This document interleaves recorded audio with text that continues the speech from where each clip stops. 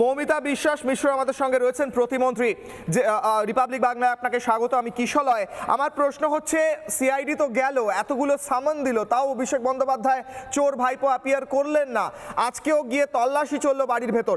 এরপর বাংলার মানুষ কিন্তু গ্রেফতারির দিকে তাকিয়ে রয়েছেন। গ্রেফতারির অপেক্ষায় কি গোটা বাংলার মানুষ? তাই জন্য চোর ভাইপো হয়তো লুকোচুরি খেলছে, কিন্তু হতে হবে তো উত্তর। মৌমিতা বিশ্বাস মিশ্র। একদমই তাই। এরা তো সিংহের বাচ্চা ছিল, আগে তো মানে এরকমই হুঙ্কার দিত, সিংহের বাচ্চা, বাঘের বাচ্চা, যারা নাকি কোনো রকম ক্রাইম বা কোনো রকম অন্যায়ের সঙ্গে যুক্ত নয়।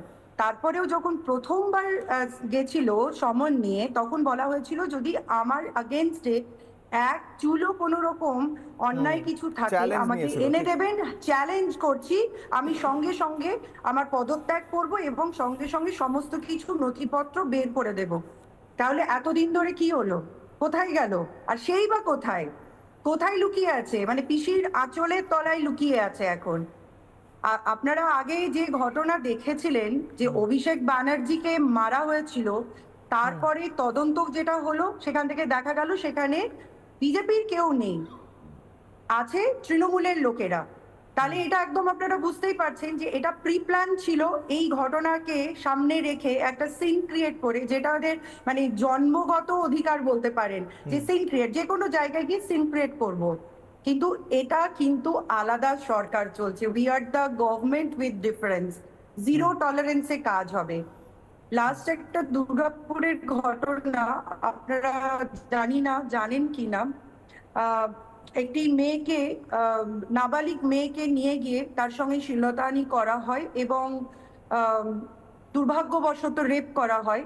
কিন্তু সঙ্গে সঙ্গে জানার পরে আমাদের ওখানকার বিজেপির সমস্ত কর্মীরা যান, তাকে রেস্কিউ করেন এবং উইদিন 1 আওয়ার 4 জন ছেলেকে কিন্তু অ্যারেস্ট করা হয়েছে, নন বেলেবল, এবং ওয়ারেন্টে তাদেরকে নেওয়া হয়েছে। এবং আমি জানি যে এই শাস্তিটা চরম আকারে আমরা নিয়ে যাব।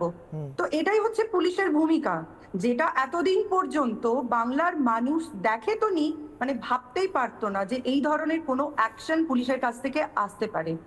আপনারা দেখেছেন যে মাননীয় মুখ্যমন্ত্রী একেবারেই বার্তা দিয়েছেন যে জিরো টলারেন্সে কাজ করতে হবে কোনো মহিলার সঙ্গে যদি কোনো রকম অপ্রীতিকর কোনো ঘটনা ঘটে। এটা যেমন একটা দিক।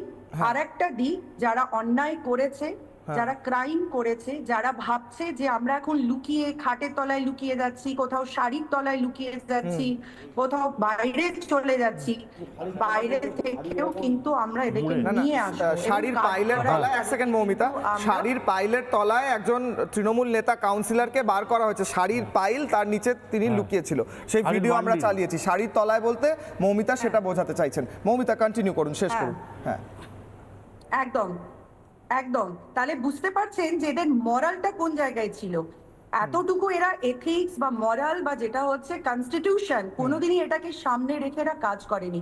পুলিশ কাজ করবে। মৌমিতা, আমার প্রশ্ন হচ্ছে, বাংলার মানুষ একটা টাইমলাইন চাইছে। বাংলার মানুষ আপনাদের যে ভোটে, যে পরিমাণ ভোটে জিতিয়ে এনেছে, আপনাদের কোথাও হাত বাঁধা নেই। চোর ভাইপোর বিরুদ্ধে যদি এত অভিযোগ থাকে, তৃণমূলের নেতারাই তো অভিযোগ করছে যে আমাদের সাইন ফরজারি করানো হয়েছে, তাহলে কেন গ্রেফতার হচ্ছে না? কেন বাড়ির বাইরে থেকে ফিরে আসছে? বাংলার মানুষ এই দৃশ্যের জন্য অপেক্ষা করে আছে। মৌমিতা, অ্যারেস্ট খুব তাড়াতাড়ি হবে। বাংলার মানুষ, আমরাও সবাই চাই, দীর্ঘদিনের এই অত্যাচার, চুরি, তাদের সই থেকে আরম্ভ করে যা কিছু করেছে, তার জন্য তাদেরকে পানিশমেন্ট পেতেই হবে এবং গ্রেপ্তার হতেই হবে, সে যেখানেই সে বসে থাকুক, লুকিয়ে থাকুক। এটা একদম বাংলার মানুষের কাছে আমরা আমাদের সরকার থেকে আমরা বলছি, কথা দিচ্ছি, তাকে গ্রেপ্তার হতেই হবে এবং কাঠগড়ায় দাঁড়াতেই হবে। আর সব কিছুর হিসাব তাকে দিতে হবে। যে ভাষায়, যেভাবে বাংলার মানুষকে এতদিন ধরে থ্রেট কালচারের মধ্যে তারা রেখেছিল, এবং আপনি এটুকু জানেন কিশলয় বাবু, পঞ্চায়েত থেকে শুরু করে কর্পোরেশন, মিউনিসিপ্যালিটি, আপনার যে কোনো development authority, PWD, irrigation, work কালচারটাকেই নষ্ট করে দিয়েছে।